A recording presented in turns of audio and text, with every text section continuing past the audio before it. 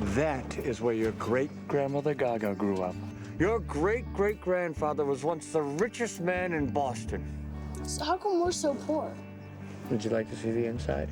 Are we allowed? You can't just walk up and knock on people's doors. Sweetheart, it's Boston. They're practically expecting us.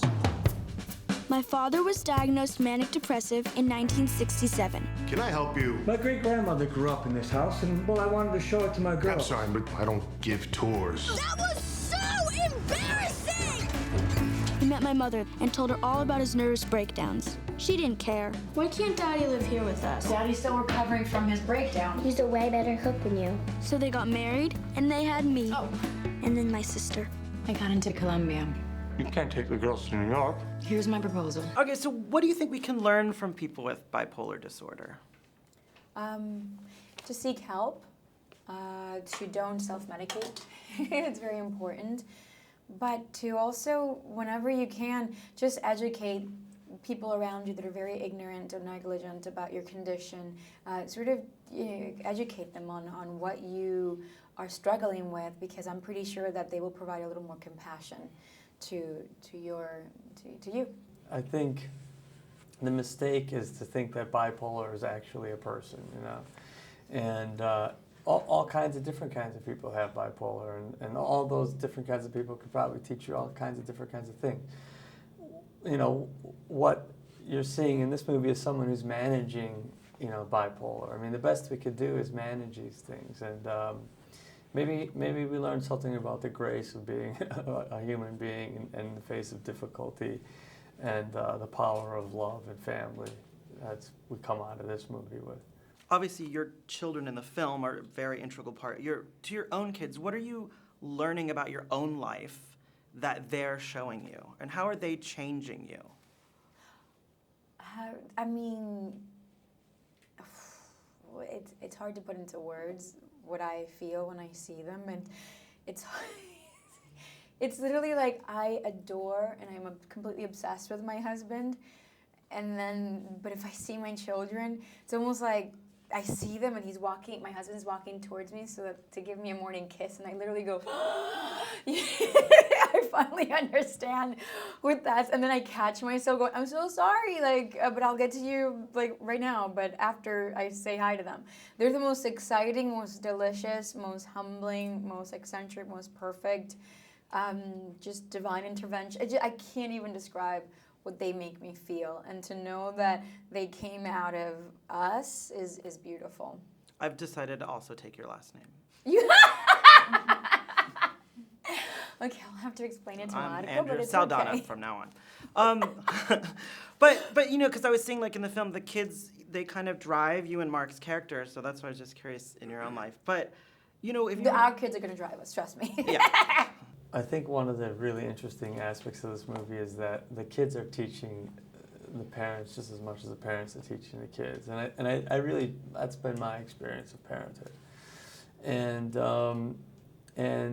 they sort of bring out the worst in you as well as the best in you, and then how do you deal with the worst? Like, in what manner do you address that? Do you ignore it? Do you face it head on?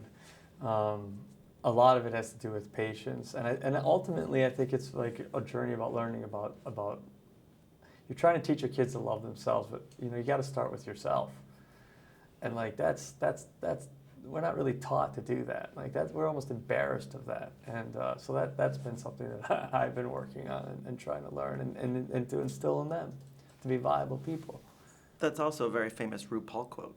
She says that a lot on Drag Race. Has nothing to do with Oh, this. really? But yeah, it's Well, like, how are you gonna love somebody else if if you can't? If you can't love yourself? How can you love someone else if you can't love yourself? It's so cliche sounding maybe, but it's, you know, when you really do a deep inquiry into that, it's pretty astounding. So let's talk about, you've had an interesting summer. I mean, you went from the huge little tiny movie Avengers to this. I mean, going back and forth between the tent poles and these smaller films. You know, what do you make of kind of your career over the years and how it's become what it is today? It's infinitely polar bear. It's, I don't know, I guess it's all over the place. I've sort of made it a point not to keep doing the same things over and over again. And I came from the theater where you know, there were no labels on you. You weren't like just a tragedian or a, you know, comedy actor. You could do anything. And honestly, I just have I'm an ADHD casualty. I just get bored very quickly, and want to keep changing it up and keep challenging myself. And so I have, you know, made a concerted effort to make sure that when I'm dying and laying in my deathbed or whatever, I look back at my life and go, that was my life. That wasn't my mom's life, my dad's life, my agent's life, my priest's life, my psychologist's life. That was my life. I did that, I lived that. I take full responsibility for that. And I look at my career the same way. Like, I'm the effing Hulk. Yeah, I did Hulk.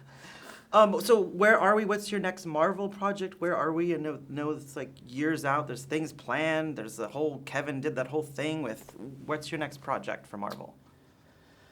Well, I heard that I may be in Civil Wars, but I don't know yet. And then I guess Avengers 3 and 4, but it's not really clear, you know, where we are. The last time we saw Banner Hulk, he was heading off into space, or not space, but heading off into the firmament somewhere. And so, you know, how he gets back, I guess, you know, and where we find him next is as far as I can plan at this moment. We're going to do 3 and 4 in 16 and 17. And yeah, up until then, I'm going to try and log some time with my kids and my wife. And maybe I'm developing a TV show. So obviously you work on lots of different films, big films, little films. You know, every time since I work for Fox, and you're helping support the company with the Avatar franchise. Thank you, well said. Yeah, so thank you very much. Yeah. Where are we with this? What's the latest? What can you tell us? So funny, I just got an email from Jim 2 days ago talking about Marco taking my last name. It's like it reached even like Jim's like little dark room where he's like busy writing all the Avatar movies. I can't wait to shoot it. I know it's gonna be epic, where the story is going to be taking all of us. And I just hope that when people watch it, it is as if it was the first time they ever laid eyes on it.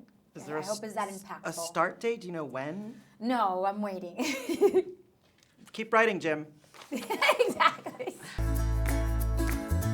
It'd be good for me to have... A routine. Hold on! Yes, a routine. Have some breakfast. The most important meal of the day. Amelia, let's go! That's a lot of routine. You can do it. Is this something to do with feminism? You're all welcome to come to our apartment. We don't want people to see how we live. Big deal how you live. It's not your fault. Girls tell me it has no floor. It had no floor. I scavenged these from your kitchen. Why do you have so much stuff? Our dad is totally polar bear. Bipolar. I'm probably sorry you married him. Never. I love you. You want me to pick you up after school? No! I'll be here at 3. My ex-husband would never do what you're doing. I think it's so evolved. We do. Most men would be completely emasculated by having their wife go off to be the breadwinner. Oh, thank you.